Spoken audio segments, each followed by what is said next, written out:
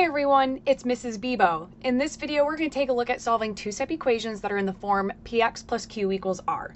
So you're going to notice a lot of the examples that we do through this video and the part 2 for solving two-step equations are all going to follow that form px plus q equals r. So our main goal, how do we solve those types of equations? So if you can recall, when we solve one-step equations, we're going to be using those same steps, except for now with a two-step equation, it's going to take 2 steps to solve. So in order to solve an equation, we must isolate the variable, which means to get it alone on one side of our equal sign, but we have to do this by keeping each side balanced. So if we add something on one side, we have to make sure we do that to the other side as well, right? If we choose to subtract something, multiply, divide, right, we have to make sure we're doing that same operation on both sides of our equal sign. Inverse operations are going to be key here. So inverse operations, we got addition and subtraction. So to undo addition, we would subtract and vice versa. And then multiplication and division are also inverse operations. So again, if I multiply by something and I want to undo that, the inverse is to divide. As a reminder, inverse operations can be thought of as opposites or undoing each other. So as we work with these two-step equations, I tell my students to ask yourself, first, what side of the equation is the variable on? Number 2 is what operations are currently being done to the variable? And then 3, what are those inverse operations that are going to be needed to undo what's being done? All right, so let's take a look at some examples. So I have already drew my line here through the equal sign at all these questions, because if you didn't watch the solving one-step equation videos, that is just a nice visual strategy. It's not something you have to do in order to solve equations. I just have found that it's helpful for my students to be able to make sure that they're doing the same operation of both sides of that line. So if it works for you, great. If not, that's an optional move for you to do. Now, when I take a look at this first problem, it says solve 2x plus 3 equals 9. Again, ask yourself, where's my variable at? Right now it's on the left-hand side. And what operations are currently being done to it? Well, it's being multiplied by 2, and then 3 is also being added to it.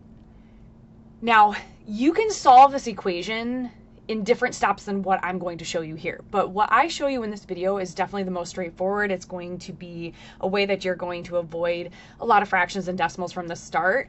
So keep in mind, there are other ways to solve these, but I'm going to show you the steps that are the most straightforward. And those steps require us to get rid of the adding or subtracting first. So we're going to undo that step, then worry about whatever is going on directly with our variable. So we're going to start off by undoing this addition of 3. So to do that, we're going to subtract 3 from both sides. And you're going to find as we go through each of these questions that the steps are pretty much the same every single time. So the more practice you do with these types of equations, the better you're going to get at them. And again, make sure you are showing your steps and make sure you're, practicing with those inverse operations. All right, so after I subtract 3, this cancels out, which is perfect because then I'm just left with that 2x term. 9 minus 3 is going to be 6. And so now we have this one-step equation, 2x equals 6. So to solve this, to undo this multiplying by 2, we're going to divide both sides by 2. So that's why this is called a two-step equation. You had one step here, and then we had a second step here to undo everything that was happening to my variable. And we're going to find that our answer is going to be x equals 3. Now, the thing that I love about equations, besides solving them, is that you can always check your solution. And so, again, you can either write it out or mentally, calculate it out to make sure that this side of our equation, once I plug in this x equals 3, does it actually equal 9? So if I ask myself 2 times 3, that's going to be 6, plus 3 equals 9, and we're good to go. Let's take a look at our second example. So we're going to solve negative 3x plus 5 equals 14. Again, we could technically do something with this first, but it gets kind of messy and students tend to forget steps, and I'll make another video that shows the options for what you can do. But the most straightforward thing would be to get rid of this adding 5 first. So get rid of that constant term. So to undo this adding 5, we're going to subtract it. We're going to subtract it from both sides of our equation. This cancels out, which is perfect. That's why we do that, right? Because now we're that much closer to getting the variable isolated. We are left with this negative 3x on the left-hand side. 14 minus 5 is going to end up being 9. And now we have a one-step equation left. We have negative 3x equals 9. So to solve this one-step equation, how do I undo this multiplying by negative 3? We're going to divide both sides by negative 3. And now we're going to have x equals -3. Again, not a bad idea to just take a moment to double check. If I were to plug that back in for x, is this going to make a true statement? If it does, perfect, you did it correctly. If it doesn't, then I would suggest you go back and watch for these negative signs. That tends to be the biggest mistake, that once students get comfortable with solving equations in the steps, they lose track of their negatives. So taking the time to double check, does this plugged into here actually make this equation true? That's a great way to double check that you didn't forget your negative signs anywhere. All right, let's take a look at this third problem. So solve -2y minus 7 equals 3. So again, we're going to start with this step here, this constant, and getting rid of that, right? Canceling it out. So right now, if 7's being subtracted, the opposite would be to add that 7. And we're going to make sure we do that to both sides of our equation. This will cancel out, which is perfect. So we're left with a -2y equals 10. And then we just have one more step to solve. Well, how do I undo multiplying by -2? We're going to divide by -2. And we find an answer of y equals -5. All right, and then taking a look at the last example on this slide, this one is probably the trickiest one because a lot of students see this subtraction sign here and think, oh, I gotta add 7, but that subtraction sign is not in front of 7. That 7 is technically a positive 7, right? So how do I get a positive 7 to go away, to make it 0? We have to take away that 7.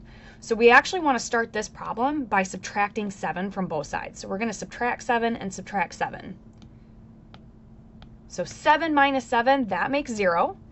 And then here's where that subtraction sign comes into play. That is actually going to be left in front of this 3x term because this is saying this is a -3x. So don't forget that subtraction sign because that will make a big difference in our answer. So we got -3x equals 34 minus 7 is going to be 27. And then divide both sides by a -3. And we're going to find that x is equal to -9. All right, so we got a few more examples to take a look at, so let's take a look. So for the first one on the left, 13 equals -4x plus 9. My variable is now on the right-hand side. So everything we're doing needs to be a result of trying to get that variable alone. So there's no other variable on the other side, so don't worry about the 13. Whatever happens to the 13 is a result of trying to get that x that's on the right-hand side alone. So to do that, we're going to start with this constant. We're going to undo that adding or subtracting step first. In this case, it's adding 9, so the opposite would be to subtract 9 from both sides. 13 minus 9, that is going to leave us with 4 on the left-hand side, and then we're going to have a -4x on the right-hand side. Now, I have had students ask, could I rewrite this equation so that the -4x plus 9, so let me write it down here, is on the left-hand side, so that it just visually matches a lot of the standard equations that we see? Yes, you are definitely welcome to do that. I tell students, though, to try to get comfortable with it on the right-hand side because eventually you will be working with equations that have variables on both sides. So getting comfortable with the variable being on the left-hand side or the right-hand side, I think is really important for being able to solve those equations later on where it's going to be on both sides from the start. But for right now, if you want to rewrite it so that, again, your variable is on the left-hand side so it looks like the standard form, totally fine. You're going to find that I just leave it where it's at. All right, so back to our question at hand. So 4 equals -4x is what we're left with after we have subtracted 9 from both sides. Again, this canceled out, which is why we did that as our first step. And now the next step, our final step to solve this, is to divide both sides by this -4. And now we end up with -1 equals x, or x equals -1. Like I said, you can rewrite it so that the variable's on the left-hand side, and it means the exact same thing. All right, so let's take a look at the second one. So this is where that fraction bar is coming in. And remember with this fraction bar, that just means division. So what's going to change is this step here. The first step's going to look exactly the same. It's just now our final step. Instead of dividing to solve, we're going to end up multiplying to get to our final answer. All right, so before we worry about that dividing, we want to get rid of, again, this constant term first. So how do I get rid of the subtracting 7? We're going to add 7 to both sides of our equation here. Let me go back and add my line. All right, and then this cancels out. we're going to be left with x over 2 equals, and then 9 plus 7 is 16. And now here's where it's going to be a little bit different. X is being divided by 2 because, again, this means division. So if x is being divided by 2, the opposite is to multiply by 2, right? So this is going to cancel out, and we're going to be left with x equals 32. All right, so taking a look at our third example on this slide. We got 11 equals x divided by negative 5 plus 8. Again, we're not going to worry about this dividing step first. The easiest way to solve this is to take care of this constant first. So take care of the adding or subtracting as your first step. That's my advice. So to get rid of this adding 8, we're going to subtract 8 from both sides. 11 minus 8 is going to be 3. Then we're going to have this x over negative 5 left over here. So to undo this dividing by negative 5, we have to multiply by negative 5, right? That's the opposite of division. So dividing by negative 5, we're going to multiply by negative 5, so this cancels out. And then negative 5 times 3 is going to be a negative 15. And there's my final answer. Again, I didn't mention this on the previous questions, but especially if you're taking a quiz or a test or some type of, assessment, and you want to make sure that you've done this 100% correctly, always take the time to double check this by plugging it back in for this variable. So negative 15 divided by negative 5, that would be a 3. And then 3 plus 8 is 11. So it's a great way of double checking. Did you actually do your steps correctly? And like I said previously, did you lose any of your negative signs as you went through the problem? Because that tends to be a big mistake. All right, so our last example for this video, we got 8 plus b divided by negative 4 equals 5. So to start solving this, again, we're going to take care of that constant first.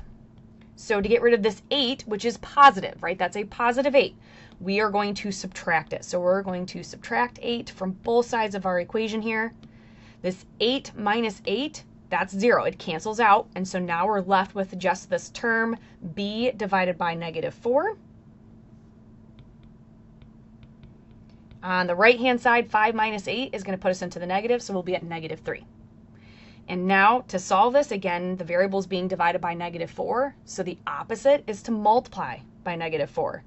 This is going to cancel out, and now we're going to have b equals positive 12. So that's going to be it for this video.